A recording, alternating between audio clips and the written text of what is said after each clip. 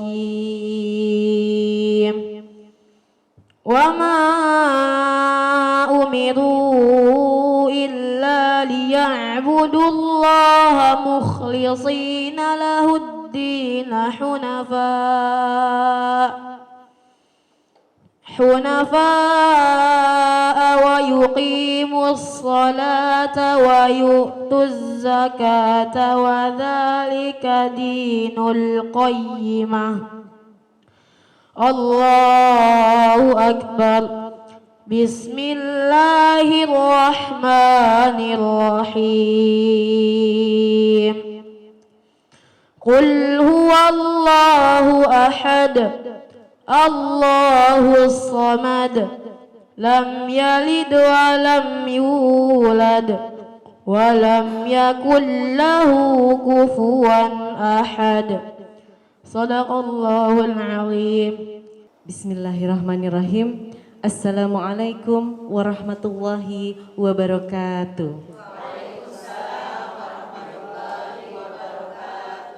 Alhamdulillahirabbil alamin. Assalatu wassalamu ala asyrafil anbiya'i wal mursalin wa ala alihi wa ashabihi ajma'in, amma ba'du. Bahagianya pada pagi hari ini kita semua berkesempatan bersilaturahmi, Allah izinkan dalam acara ngopi yuk, ngopi ngobrol perkara ilmu bersama Bapak Ustadz Ahmad Haris dan para jamaah sekalian. Bagaimana Bapak Ustadz, apa kabarnya? Alhamdulillah, luar biasa. Alhamdulillahirabbil alamin. Ibu-ibu para jamaah, apa kabarnya? Alhamdulillah, semoga apa yang kita lakukan pada pagi hari ini bermanfaat untuk kita semua ya ibu-ibu ya. Amin, amin ya Allah rabbal alamin. Pagi ini Bapak Ustadz akan memberikan materi yang bertema bagaimana menjaga hati agar selalu ikhlas. Kadang-kadang kita suka bohong ya Bu, ikhlas. Iya, tapi hatinya belum tentu ikhlas. Ya Bu ya, betul apa betul? Betul ya Bapak Ustadz? Insya Allah pada pagi hari ini Bapak Ustadz akan memberikan materi yang sedetail-detailnya dengan tema bagaimana menjaga hati agar selalu ikhlas. Mari kita simak penjelasan tema pada pagi hari ini bersama Bapak Ustadz Ahmad Riswanto. Silakan Bapak. Ngopi yuk. Baik. Bismillah walhamdulillah. Summa salatu wassalamu ala rasulillah Sayyidina wa maulana Muhammad ibn Abdillah wa ala alihi wa ashabihi wa man tabi'a rusyidah, amma ba'dah. Jamaah yang dimuliakan Allah, wabil khusus pemirsa Sinfo TV yang berbahagia, Ibu host dan adikku, adik Sabil yang tadi membaca ayat Al-Quran, dan juga kru semua yang berbahagia pada pagi ini. Semoga kita selalu diberkahi, diridhoi dan dikaruniai sehat afiat, amin ya rabbal alamin. Pagi ini, pagi-pagi begini dikasih suguhan tema ikhlas. Ikhlas ini sesuatu yang sangat rahasia. Bisa jadi tadi Ibu host bilang mulutnya ikhlas dah, ikhlas. Ya belum tentu artinya ikhlas. Lah ikhlas sendiri itu apa? Imam Al-Ghazali mengatakan al-ikhlasu huwa, ikhlas itu adalah melaksanakan segala sesuatu yang ada tujuan titik akhirnya adalah Allah. Dan kita dari kecil udah dilatih untuk ikhlas itu loh. Kita dulu kecil mungkin belajar ngapalin bacaan-bacaan niat. Nawaitu wudu'a li raf'il hadasil asghari fardhon. Kita belajar sholat usolli fardhod duhri arba'a raka'atim mustaqbilal kiblati, ujung-ujungnya lillahi ta'ala. Mau puasa nawaitu somohodin dan seterusnya, ujung-ujungnya lillahi ta'ala. Bayar zakat fitrah nawaitu an ukhrija zakatal fitri dan seterusnya, ujung-ujungnya lillahi ta'ala. Orang haji dan umroh apalagi ayat Qur'annya langsung to the point. Walillahi 'alan nasi hajjul baiti man istata'a ilaihi. Ini ikhlas. Lalu apakah ikhlas itu tidak boleh ngarep apa-apa? Apakah ketika kita melakukan ikhlas berarti kita tidak boleh mendapatkan apa-apa? Ikhlas itu tidak seperti itu. Makanya ikhlas itu ada tingkatannya. Ada ikhlas tingkatan tertinggi yang memang ia melakukan karena Allah. Masalah urusan dunia itu nomor kesekian. Ikhlas yang tertinggi. Ada ikhlas yang kedua yang tujuannya adalah akhirat karena pengen surga, takut neraka. Ada ikhlas tingkatan yang terbawah, yaitu ketika kita ikhlas tapi masih ngarep dapat kenikmatan dunia. Kayak ibu-ibu misalnya pagi-pagi sholat duha. Umumnya kalau orang sholat duha pengennya dapat apa? Rezeki lancar. Apakah itu tidak ikhlas? Ikhlas, tapi ikhlasan yang terendah. Nah, ikhlasan terendah. Dan kemudian ada makalah dari Al-Imam Abu Nasir bin Muhammad bin Ibrahim As-Samarqandi. Beliau mengatakan begini, bahwa ada beberapa hal yang menjadikan amal kita berkualitas. Di antaranya adalah al-ikhlasu inda firaghihi. Ikhlas ketika selesai melaksanakan pekerjaan itu. Tetapi tadi Ibu Hos bilang apakah ikhlas itu bisa diukur? Bisa. Tapi yang bisa ngukur adalah diri sendiri, bukan orang lain. Apalagi orang jauh sono, apalagi cuma ngelihat media sosial yang lihat videonya sepotong-sepotong. Apakah bisa buat ngukur ikhlas? Nggak bisa. Wong kita sebelahan begini aja ini nih. Ibu-ibu yang duduk bersebelahan datang ke acara kajian Sinpo TV, niatnya apa? Yang tidak ada yang tahu. Yang tahu ya hanya kita masing-masing. Ada yang numpang tenar masuk TV. Oh lumayan lah buat story di WA. Niatnya macam-macam Bu, yang tahu hanya kita dan tentunya Allah Subhanahu. Dan kita nggak bisa ngukur ikhlas. Tetapi memang kita diperintahkan oleh Allah dalam beribadah itu untuk ikhlas. Ananda Sabil tadi udah membacakan ayatnya. Wa ma umiru illa liya'budullaha. Lanjutin ngapa? Mukhlisina lahud wa yuqimus wa yu'tawadzalika. Allah nggak nyuruh kita melakukan apa-apa kecuali dengan ikhlas. Dan kalau ikhlas itulah wadzalika dinul, dan inilah ajaran agama yang kuat kalau dilandasi dengan ikhlas. Dan ikhlas itulah yang menyebabkan kita masih akan terus semangat dan semangat. Kalau kita melakukan sesuatu ada unsur-unsur lain, ketika unsur itu tidak kita jumpai maka kesemangatan kita akan turun. Umpama Bu ya, umpama ada orang yang hadir di majelis taklim, harapannya nanti periode berikutnya biar bisa jadi ketua. Lah kok nggak jadi ketua? Berhenti, nggak ngaji lagi. Ada yang datang silaturahim ke warga-warga, harapannya menjelang pemilu biar dicolok. Lah kok nggak dicolok? Ya nggak mau silaturahim lagi. Ini tanda. Tapi kita nggak bisa ngukur lagi yo. Sekali lagi nggak bisa ngukur orang. Ini hanya tanda. Lah lalu bagaimana cara kita agar selalu ikhlas? Pertama, selalu niatkan bahwa yang kita kerjakan ini karena Allah. Yang pertama. Yang kedua, tetap kerjakan walaupun seandainya nggak ada yang memuji. Asal kita yakin ini benar, ini tidak melanggar aturan, walaupun nggak ada pujian, nggak ada respon dari orang, bodo amat. Saya terus tetap maju. Yang kedua, jangan kendor walaupun dicaci. Sebaik apapun kita pasti ada yang mencaci.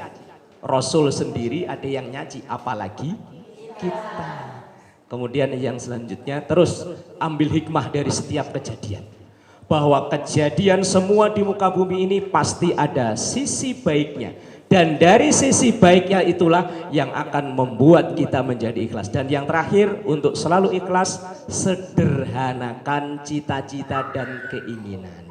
Orang yang cita-citanya ketinggian, untuk ikhlas menjadi sulit. Maka jamaah yang dimuliakan Allah, kita berlatih untuk ikhlas agar amalan kita berkualitas dan diterima oleh Allah Subhanahu wa ta'ala. Monggo Bunda dilanjut. Baik, luar biasa sekali. Kayaknya tenang ya Bu, kayak nyaman ya. Iya. Baik, kita jeda dulu Bapak Ustadz. Iya, baik pemirsa Sinpo TV yang ada di rumah dan yang ada di studio, kita jeda dulu. Kita akan kembali lagi setelah pesan-pesan berikut ini. Ngopi yuk!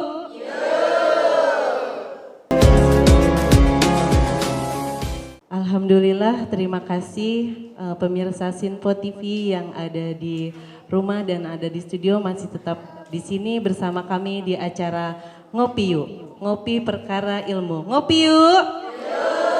Alhamdulillah, untuk sesi kali ini sesi tanya jawab. Para jamaah sekalian yang ingin bertanya boleh, nanti insya Allah akan dijawab oleh Bapak Ustadz. Baik, saya persilahkan untuk para jamaah, siapa yang ingin bertanya? Oh iya, baik, silakan Ibu. Tolong minta bantuan mic-nya. Baik, silakan sebutkan nama dan asal ya Bu ya. Baik, silakan. Assalamualaikum Ya Bu. Assalamualaikum warahmatullahi wabarakatuh. Waalaikumsalam warahmatullahi wabarakatuh. Saya Ibu Kesia. Mau bertanya Pak Ustadz. Kasih. Bagaimana cara mengetahui hati yang ikhlas? Susah apa ya kita tahu. Ya orang dengar tahu. Baik Ibu, bagaimana cara mengetahui hati yang ikhlas? Baik, terima kasih Ibu. Insya Allah akan dijawab langsung oleh Bapak Ustadz.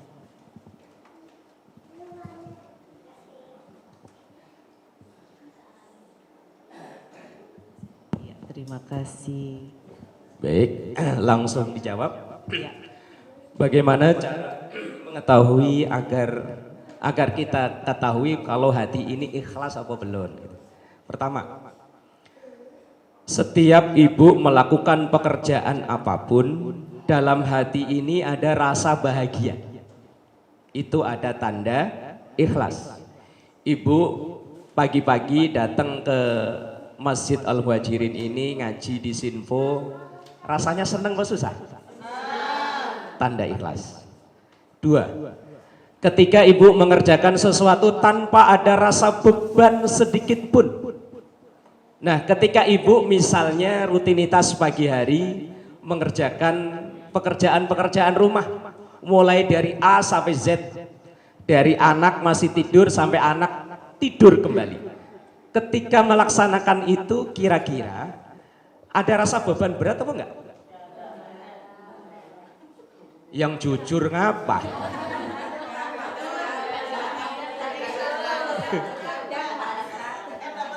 Pekerjaan apapun kalau kita laksanakan nggak ada rasa beban berat sedikit pun, itu tanda ikhlas. Yang ketiga, nggak terbang ketika dipuji, nggak tumbang ketika dicaci. Paham maksudnya? Kita nggak jadi sombong ketika dipuji-puji orang. Wah ibu top markotop jos gandos rewos terus langsung nggak begitu. Nah, dan juga tidak langsung jatuh ketika dikritik. Ibu mah apa sih? Langsung ya. Nah, nggak begitu. Itu bukan tanda ikhlas. Orang ikhlas itu tetap semangat walaupun dipuji maupun dicaci. Orang ikhlas itu ada rasa bahagia dalam setiap yang ia lakukan dan tidak ada beban berat di dalam setiap pekerjaan yang ia lakukan. Itu tanda ikhlas. Tapi itu baru tanda loh Bu. Tanda loh ya. mendung itu tanda hujan. Tapi mendung belum tentu hujan. Yang lebih tahu mendalam hanya kita dan Allah Subhanahu wa ta'ala. Jadi ibu bisa ngukur diri sendiri. Ilmu begini bukan buat ngukur tetangga, teman, apalagi musuh. Kalau ngukur musuh paling gampang. Jadi ngukur diri sendiri, oh saya bahagia, oh saya tidak beban, oh saya tetap semangat. Ini ada tanda ikhlas. Wallahu a'lam bishawab. Monggo Bunda lanjut. Kalau ada yang mau bertanya terima kembali. kasih Ibu. Bagaimana pertanyaan jawabannya udah? Baik. Oke, untuk selanjutnya sesi yang kedua pertanyaan. Baik Ibu, siapa lagi yang mau bertanya? Oh baik, silahkan minta tolong mic-nya. Iya, bisa. Silahkan Ibu sebutkan namanya.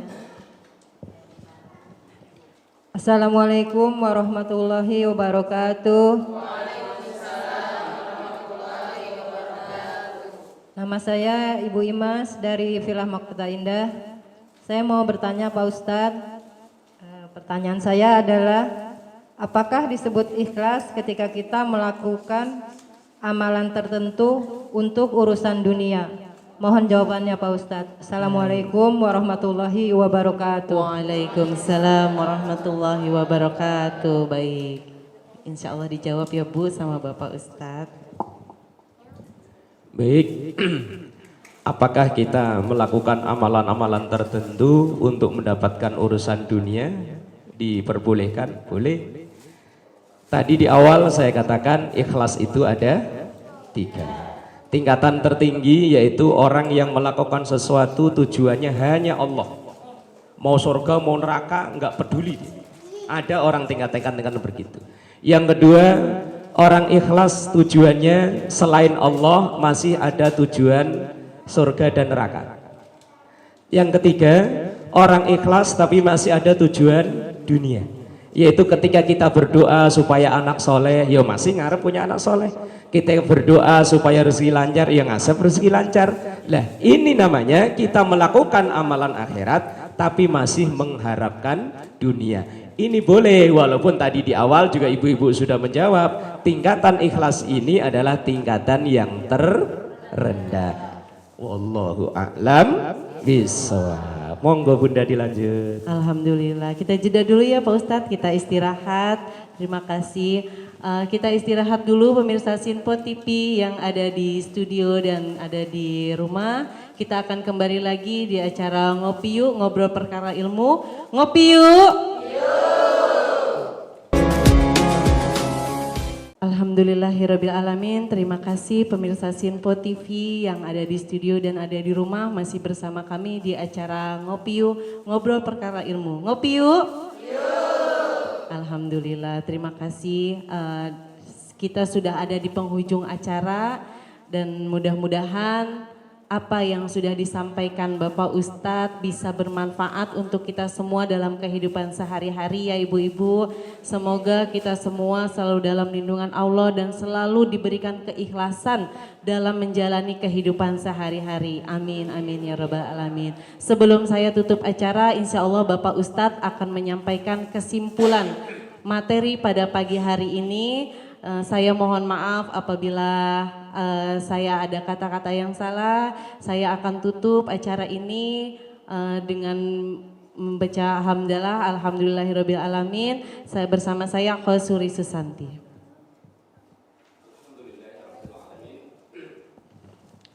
Di penghujung acara ini saya akan menyimpulkan dari yang saya sampaikan tentang ikhlas, bahwa ikhlas itu adalah urusan hati.